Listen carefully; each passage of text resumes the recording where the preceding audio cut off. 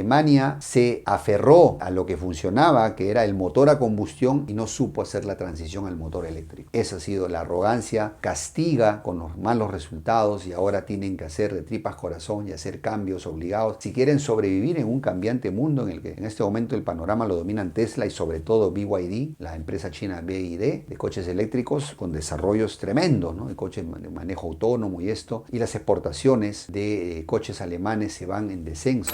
Esta guerra en Ucrania en realidad fue una guerra provocada por la anglósfera, por la OTAN, para impedir que Alemania se consolide como una gran potencia europea y de paso también obviamente detener el crecimiento ruso, obvio. Entonces le aplicaron a Alemania lo mismo que le aplicaron a Japón en los 80. A Japón le dijeron, mira mi amigo, está bien, creciste mucho, qué bien por ti, pero hasta ahí nomás pues, ¿no? O sea, no vas a estar mejor que yo. Entonces le cedieron los famosos acuerdos del Plaza, ¿no? El Hotel Plaza en Nueva York, donde reunieron a Japón y a las G7 y decidieron en mayoría obligar a Japón a tomar medidas monetarias perjudiciales para su economía. Japón tuvo que aceptar porque es un país intervenido, colonizado, y el resto es historia. Japón entró en una crisis económica de la cual hasta ahora no se recupera. Ya se han perdido todos los modales y las formas. Es un escalamiento continuo. Pero no es que no es solamente un escalamiento de Occidente contra Rusia. Rusia misma también se metió el Sahel, se está sacando a patadas a los franceses y a los americanos. También ha intervenido en Venezuela y es una afrenta para el propio Estados Unidos tener un enemigo ahí en su patio trasero en el Caribe, ¿no? En Venezuela. O sea, es un enfrentamiento global de piezas de ajedrez donde las potencias se disputan las regiones y donde pues el statu quo está cambiando. Estamos viendo la historia en movimiento.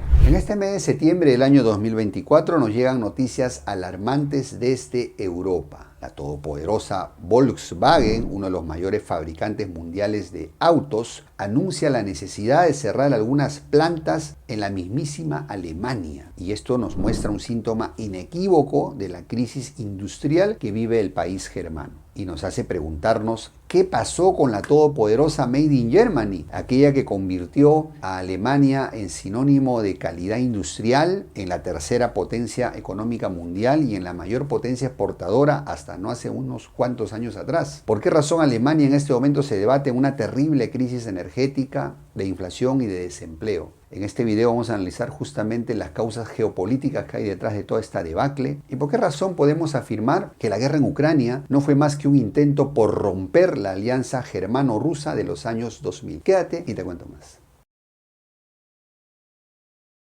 Para comenzar brevemente vamos a repasar y rápidamente la relación, digamos, germano-rusa a lo largo de la historia desde el siglo XIX hasta aquí. Recordemos que durante el apogeo napoleónico, Prusia y Rusia tuvieron buenas relaciones, los reinos alemanes con la propia imperio ruso, y de hecho es por eso que Napoleón los invade y trata de evitar que los prusianos se unan a los rusos. Posteriormente, Alemania, potencia emergente en la postrimería del siglo XIX, intenta aproximaciones con el imperio ruso y esto es interrumpido por el estallido de la Primera Guerra Mundial, donde se terminan enfrentando. Posteriormente, en la Segunda Guerra Mundial, el propio Adolfo Hitler, antes de continuar su guerra, después de invadir Polonia y repartírsela con los soviéticos, intentó, y habían firmado un tratado, acuérdense, el tratado Molotov-Ribbentrop, un tratado que sorprendió al mundo, una alianza defensiva entre Rusia, entre la Unión Soviética y la Alemania nazi, y Hitler le propuso a través de Ribbentrop a los soviéticos que les dejaría las manos libres en todo el imperio británico en Asia, es decir, Asia Central y la propia India, a cambio que los soviéticos le dejaran las manos libres en los Balcanes a los alemanes. Una expansión mundial que le permitiría a los alemanes, y Hitler lo sabía, una guerra continental contra la anglósfera, digamos Gran Bretaña y Estados Unidos, que eso Hitler sabía que tenía que darse, y por eso intentó una alianza con los soviéticos para evitar una guerra en dos frentes. Esto fracasó lamentablemente para los intereses de los alemanes, terminaron enfrentando en una guerra de dos frentes a ambas potencias y perdieron. Es decir, siempre Gran Bretaña y la anglósfera han tratado de evitar a toda costa el surgimiento de esa alianza terrestre continental entre los alemanes y los rusos.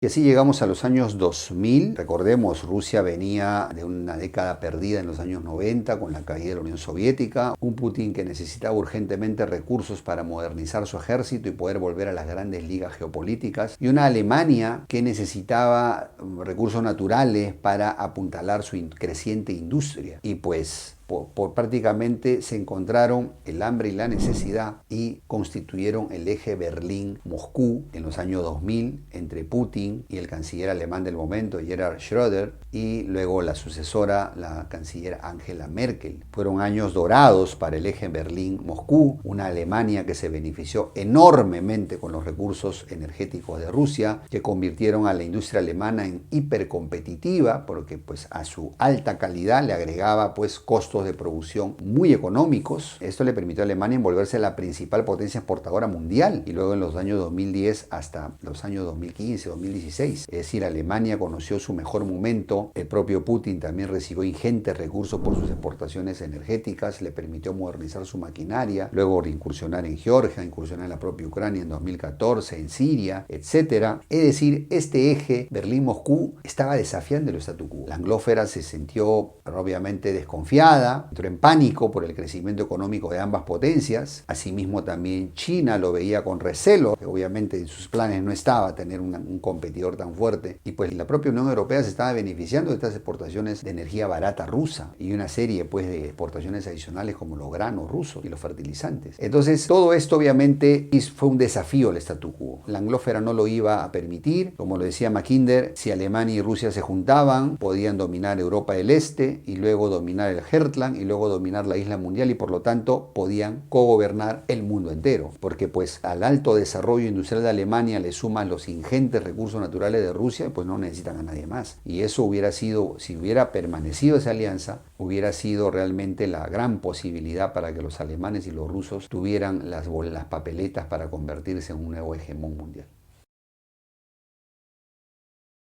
Y ante la consolidación y el apogeo de este binomio, de este eje Berlín-Moscú, de esta prosperidad germano-rusa, y que también irradiaba esa prosperidad a la propia Europa, ¿qué hizo la anglósfera? Una vez más, buscar pleitos, buscar la división. El divide y reinarás siempre. Entonces vinieron las provocaciones, Rusia se vio obligada a reaccionar en el 2014 en el Euromaidán, y siguieron las provocaciones hasta un punto en el cual Rusia se vio obligada a reaccionar en febrero 2022, y el resto es historia. Eso logró lo que la anglósfera quería: dinamitar la alianza germano-rusa, Alemania y Rusia, para impedir que ese eje se consolide, que esos países terminaran de prosperar. Es decir, la anglósfera jamás va a permitir en Europa que surja una alianza terrestre que desafíe su statu quo. Esto es de toda una vida. Por eso siempre han metido cizaña entre España y Francia, entre Francia y Alemania, entre Alemania y Rusia. Esto es toda la vida. Historia conocida, historia en la Primera y Segunda Guerra Mundial, de hecho. Entonces, por eso podemos afirmar que esta guerra en Ucrania en realidad fue una guerra provocada por la anglósfera, por la OTAN, para impedir que Alemania se consolide como una gran potencia europea, y de paso también obviamente detener el crecimiento ruso, obvio. Entonces le aplicaron a Alemania lo mismo que le aplicaron a Japón en los 80. A Japón le dijeron: mira, mi amigo, está bien, creciste mucho, qué bien por ti, pero hasta ahí nomás, pues, ¿no? O sea, no vas a estar mejor que yo. Entonces le cedieron los famosos acuerdos del Plaza, ¿no? El Hotel Plaza en Nueva York, donde reunieron a Japón y a las G7 y decidieron en mayoría obligar a Japón a tomar medidas monetarias perjudiciales para su economía. Japón tuvo que aceptar, porque es un país intervenido, colonizado, y el resto es historia. Japón entró en una crisis económica de la cual hasta ahora no se recupera, y entró en décadas perdidas en su desarrollo económico, cuando se perfilaba para desafiar a los mismísimos Estados Unidos. Y entonces ahí vemos cómo es la dinámica geopolítica. Entonces es ese eje Berlín ruso el que se ha destruido en la guerra en Ucrania, y ese es el objetivo cumplido por Estados Unidos. El segundo objetivo es debilitar o desgastar a Rusia demográficamente y en recursos, con una guerra larga, lo más larga posible, y por esa razón no hay un interés en tratados de paz hasta ahora.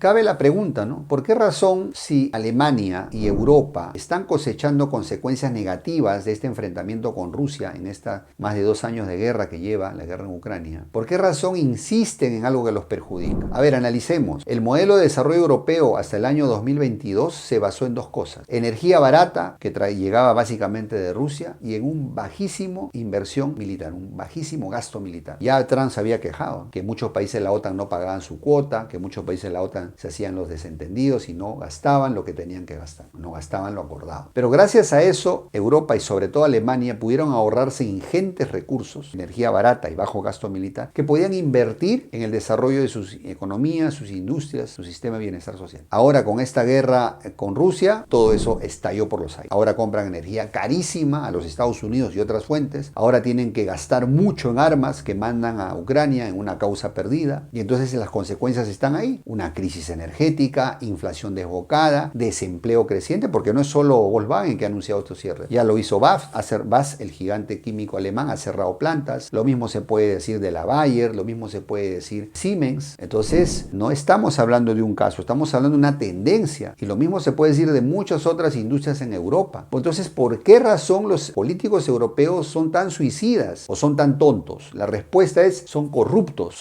están vendidos al interés de la anglósfera. Es la única explicación, es la única explicación. Son países intervenidos. Con el cuento de la OTAN tienen bases militares extranjeras en su territorio. Y entonces, obviamente, no tienen libertad de acción. Y entonces vemos todo lo absurdo de esta guerra que está perjudicando a los propios alemanes, a los propios europeos, que ven perder sus trabajos, ven cerrar sus industrias y no hay un cambio de timón, ¿no? Un cambio de gobierno y pues hasta que la gente reaccione.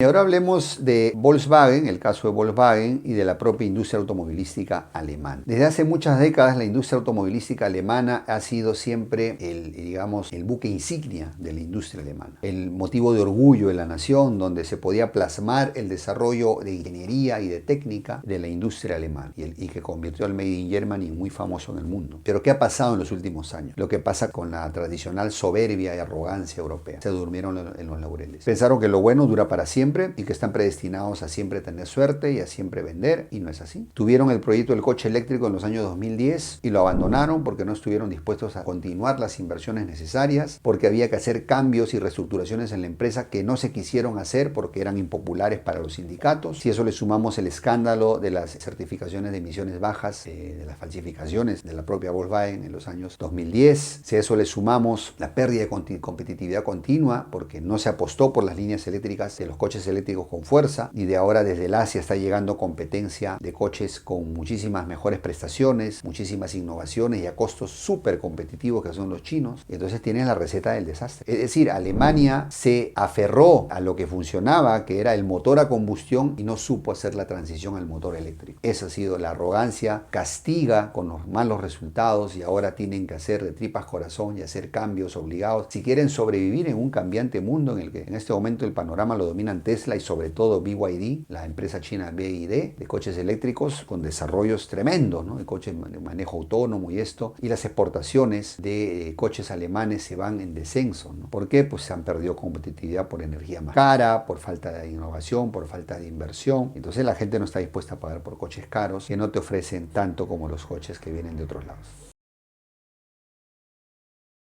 ¿Y de qué manera reaccionó Rusia ante la pérdida de su aliado alemán y sus mercados en Europa? Esto era como una receta para el desastre para Rusia. Rusia supo inteligentemente ver venir la bola de nieve y fue construyendo pacientemente alianzas comerciales con Asia. Es decir, Rusia es un país euroasiático y pues si el mercado europeo se le cerraba, giró hacia Asia, donde ha encontrado sendos mercados para sus productos. Ahora están los gasoductos Fuerza Siberia 1 y Fuerza Siberia 2 hacia China, la propia India, que le compra muchísimo de sus productos energéticos, el propio Kirguistán, que básicamente hace de trader, ¿no? Digamos, porque muchas exportaciones rusas van a Kirguistán y de ahí se rebotan a Europa con mayores costos, para que veamos cómo funciona esto de los bloqueos. No funciona para nada, y las sanciones tampoco. Entonces Rusia supo a tiempo ver, ahora sí, para dónde se mueve el nuevo hegemón del poder mundial, y sabe que este siglo XXI es un siglo asiático, es un siglo donde la cuenca del Pacífico se va a volver más importante que nunca en el comercio mundial, y por eso se ha construido el eje Moscú-Pekín. Recordemos que unas semanas antes de la invasión rusa a Ucrania, Putin y Xi Jinping se reunieron y emitieron una declaración conjunta donde declaraban que tenían una amistad y una alianza sin límites. Solo cuando Rusia sintió las espaldas cubiertas por los chinos, en el sentido de que esa alianza le garantizaba recursos en todo sentido y que iba a evadir las sanciones, se animó a invadir a Ucrania. Para que nos demos cuenta cómo está de fuerte este eje, y es que pues el sur global, este siglo XXI es del sur global, y no va a haber nada que ayude a Ucrania Ucrania a perder esta guerra, porque inexorablemente las tropas rusas a la fecha de este video están avanzando en todo el frente. Es en este momento ahí el caldero de Prokrovsk, y por más que se hagan misiones suicidas en Kursk y todas esas misiones propagandísticas de los ucranianos a las que ya estamos acostumbrados, el curso de la guerra sigue inexorablemente a una derrota vergonzosa para la OTAN y su ahijado ucraniano. Cabe la pregunta, ¿esta guerra cómo acabará? ¿Va a escalar más? ¿Es una guerra existencial para los dos bandos? Solo para una. Para Rusia es existencial. Es una guerra en su frontera, en su patio trasero, es una guerra con una etnia hermana. Los ucranianos y los rusos son eslavos, son también cristianos ortodoxos. Es una guerra que Rusia no puede darse el lujo, y por esa razón vemos a Rusia tan decidida en ganar esta guerra. Y por el lado occidental empezó siendo una guerra provocada para desgastar a Rusia, y ahora se ha convertido en una guerra existencial. ¿Por qué? Porque la anglósfera ya convenció a Europa de que está en juego el statu quo, que Rusia no está luchando sola. O sea, no es una guerra entre Rusia y Ucrania, es una guerra entre el occidente colectivo y el eje Moscú, Pekín, Pyongyang, Teherán, apoyado por el sur global y los países BRICS. Es decir, es una sublevación del sur global que está decidido a cambiar este statu quo arcaico, donde el G7 tiene privilegios, sobre todo Estados Unidos, y donde se busca pues un mundo multipolar, más equitativo, con menos abuso en todo sentido. Y entonces, por esa razón, en Europa están tan desesperados que no han dudado ahora en presionar a la propia Suiza, tradicionalmente neutral por muchos siglos, para que se pliegue al esfuerzo al Frente Común Europeo. Por esa razón Suecia, Finlandia dejaron su neutralidad y se adhirieron al occidente colectivo. Por esa razón están desesperados, y por esa razón vemos tanto escalamiento. Por esa razón vemos la intervención ya descarada de la OTAN. Están desesperados. Si Ucrania estuviera ganando no sería necesario. Pero es que ya se han perdido todos los modales y las formas. Es un escalamiento continuo. Pero no es solamente un escalamiento de Occidente contra Rusia. Rusia misma también se metió el Sahel, se está sacando a patadas a los franceses y a los americanos. También ha intervenido en Venezuela, y es una afrenta para el propio Estados Unidos tener a un enemigo ahí en su patio trasero en el Caribe, ¿no? En Venezuela. O sea, es un enfrentamiento global de piezas de ajedrez donde las potencias se disputan las regiones y donde pues el statu quo está cambiando. Estamos viendo la historia en movimiento y un cambio de hegemón donde Occidente está dejando la estafeta sin antes protestar y hacer pleito, y se está pasando esa estafeta al Asia de donde siempre estuvo en los últimos siglos. Muy bien, mis queridos amigos, de esta manera llegamos al final de nuestro video con las siguientes conclusiones. Volkswagen anuncia cierre de fábricas. BASF, la química gigante alemana, ya cerró varias fábricas en Alemania. Y lo mismo se puede decir de muchas transnacionales europeas. Esto nos demuestra la grave crisis energética, industrial, de desempleo y económica que está viviendo Europa entera. El eje Berlín-Moscú se rompió porque la anglósfera no quiere competencia geopolítica, y Europa, por políticos corruptos, se ha plegado completamente a los intereses anglos. Se ha formado una guerra de dos bandos, el occidente colectivo que no quiere que nada cambie, y el sur global encabezado por la alianza entre Rusia, China, Norcorea e Irán, secundado por los BRICS y todo el sur global, quieren cambiar este mundo a un mundo multipolar en búsqueda de mayor equidad y evitar los abusos del statu quo anterior. Esto está desatando una guerra terrible en Ucrania, donde ya se han perdido las formas, donde ya no hay líneas rojas de ningún bando, donde se atacan mutuamente y se escala a niveles de locura. Por eso inclusive Ucrania se ha dado el lujo de atacar a Rusia, y el aliado de Rusia, Irán, se está dando el lujo de atacar a Israel. ¿Cuándo habíamos visto eso anteriormente, mi querido amigo? Y esto es síntoma de peligros para Latinoamérica. Porque claro, Occidente pensó que al romper el eje Berlín-Moscú, ya se acabó la competencia. Oh sorpresa, surgió el eje Moscú-Pekín, mucho más fuerte y peligroso que el otro, ¿no? Y entonces para Latinoamérica son tiempos peligrosos porque hay mucha polarización, hay mucho estrés, hay mucha agresividad, hay mucho extremismo en todo sentido, hay mucha censura y propagandismo. Y entonces esa desgracia que le pasó a Ucrania por comprarse pleitos ajenos y que prácticamente su territorio está siendo usado para el enfrentamiento de dos bandos de locos, eso mismo le puede pasar en Latinoamérica. Si permitimos que los locos que nos gobiernan de izquierda y derecha nos vendan a los intereses extranjeros. Ya nos pasó en la Guerra Fría 1.0. No permitamos que esa misma estupidez nos pase en la Guerra Fría 2.0 que estamos viviendo. Los candidatos a tener una nueva Ucrania en Latinoamérica son Venezuela y Argentina, porque sus líderes están vergonzosamente vendidos, el de Venezuela a los intereses rusos y el de Argentina a los intereses anglos. Y eso obviamente es, digamos, receta para los desastres. Esperemos que no sea así. Por esa razón en este canal promovemos una línea de centro, de tercera vía, para trabajar en paz, a construir la patria con innovación, con tecnología, con educación, con anticorrupción, a imagen y semejanza de las economías del sudeste asiático, que en paz se están desarrollando en pocas décadas, ya retando el statu quo de Occidente. Entonces, si coincides con nuestro mensaje, te invito a compartirlo con por lo menos 10 personas de tus contactos de confianza para romper la censura de redes. Espero tus comentarios en la caja de abajo. ¿Estás de acuerdo con mi análisis o no? ¿Qué puedes aportarnos en los datos históricos? Te mando un gran abrazo, te veo en el siguiente video y recuerda, nuestra amada Latinoamérica necesita hoy más que nunca unidad, pragmatismo y nacionalismo para volver a ser grandes. Hasta la próxima.